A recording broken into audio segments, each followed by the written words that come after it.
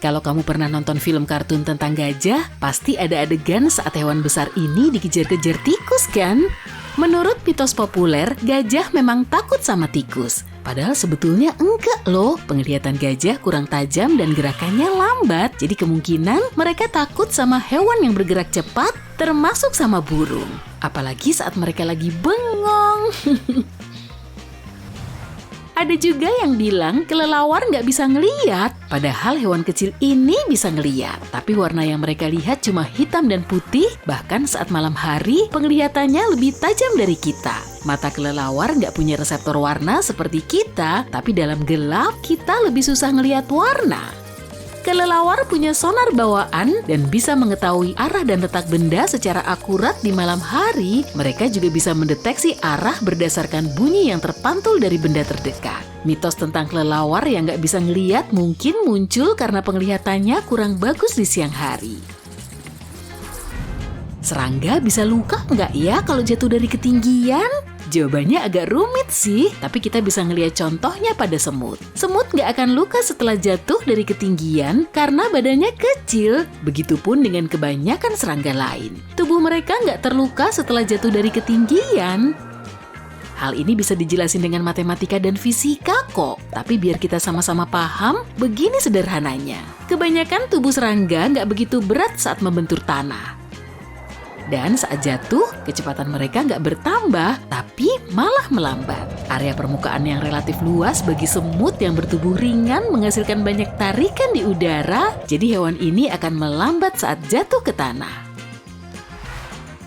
Ada juga mitos serupa yang ngebahas soal koin jatuh dari gedung tinggi. Sebagian orang bilang koin yang jatuh dari ketinggian akan bergerak semakin cepat dan orang yang ketimpu koin ini akan terluka. Padahal bentuk dan ukuran koin terbilang kecil, jadi efek yang ditimbulkan setelah koin jatuh dari gedung tinggi lebih mirip seperti daun jatuh.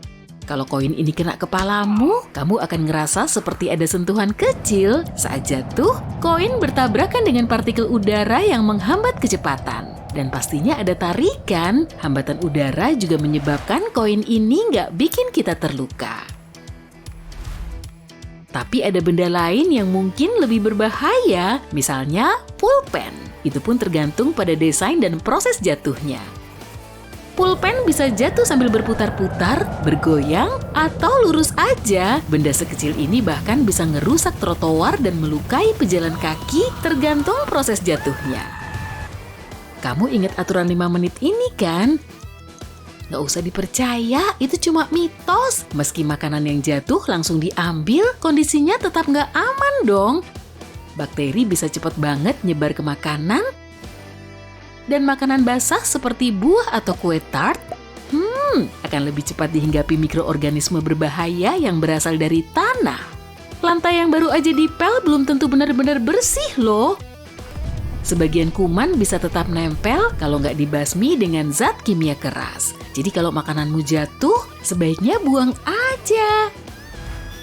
Sebagian orang bilang mencet tombol snooze di alarm bisa ngasih waktu tambahan untuk beristirahat. Itu bisa mengurangi kualitas tidur. Interval tidur 10 menit yang terus berulang karena harus mencet snooze nggak punya efek bagus karena tidurmu jadi terpotong-potong dan kamu akan ngerasa lebih capek sepanjang hari. Kebiasaan ini juga bisa bikin kamu kelamaan tidur. Akibatnya kamu malah jadi lebih ngantuk, metabolisme dan level energimu juga terpengaruh. Apalagi bunyi berisik alarm bisa mengganggu teman-teman kosmu atau keluargamu yang beristirahat. Iya, aku tahu kok. Ngilangin kebiasaan mencet tombol snooze emang susah, tapi kamu masih bisa pakai tips ini. Coba pasang alarm lebih realistis. Kalau kamu aktif di malam hari, jangan paksain diri untuk bangun pagi-pagi banget kalau emang nggak perlu. Cari jadwal tidur yang cocok untuk kamu dan tetap konsisten. Setelah bangun, kamu harus segera bangkit dari tempat tidur. Perubahan postur akan mengaktifkan zat kimia di dalam tubuh sehingga kamu nggak pengen tidur lagi. Kamu juga bisa naruh jam alarm atau ponselmu berjauhan dari tempat tidur. Jadi kalau kamu perlu bangkit dari tempat tidur untuk mencet tombol snooze, kemungkinan besar kamu nggak akan tertidur lagi. Kamu pasti pernah dengar kan kalau petir nggak akan menyambar di tempat yang sama? Informasi ini nggak benar karena ternyata petir sering menyambar tempat yang sama atau area di dekatnya. Kalau kamu pernah ada di lapangan terbuka saat hujan petir, sebaiknya cari tempat berteduh aja. Jangan pegang mesin atau perangkat elektronik. Dan kalau kamu berada di dalam ruangan, sebaiknya jangan berdiri di dekat jendela. Kalau kamu kebetulan lagi main layangan saat hujan petir, sebaiknya stop dulu ya sampai hujannya reda. Kita lanjut ke mitos tentang tubuh manusia. Ada yang bilang manusia cuma memakai 10% dari total kapasitas otaknya. Itu cuma mitos. Aku aja cuma pakai 5%-nya. Padahal otak kita selalu aktif dan gak pernah beristirahat sekalipun saat kita tidur. Organ ini terus bekerja mirip seperti pabrik kecil dengan area dan tugasnya masing-masing. Otak juga sibuk mengatur berbagai proses yang gak kita sadari, seperti proses bernafas, berjalan, atau mencerna makanan. Tiap kali kamu belajar bahasa lain atau keterampilan baru, kamu gak membuka bagian otak baru karena semua bagiannya sudah aktif, tapi tergantung aktivitasmu juga sih. Kamu bisa aja memanfaatkan sebagian otakmu dengan cara yang baru. Padahal otak kita selalu aktif dan gak pernah beristirahat, sekalipun saat kita tidur. Penyuka Anabul mungkin pernah dengar mitos yang satu ini. Ada yang bilang mulut anjing lebih bersih dari mulut manusia. Padahal mulut mereka jauh lebih kotor dari mulut kita loh. Anjing juga membawa banyak penyakit, terutama kalau nggak dirawat. Mereka lebih sering menggunakan mulut dibandingkan kita. Anjing perlu bantuan mulut untuk mengenali lingkungan sekitar karena mereka nggak punya tangan. Mulutnya juga dipakai untuk ngambil benda di tanah yang pastinya kotor. Mereka juga suka ngejilatin benda-benda kotor seperti sampah, lantai, atau kakinya sendiri. Meski tubuhnya gemoy, anjing punya kebiasaan buruk yang perlu kamu ingat.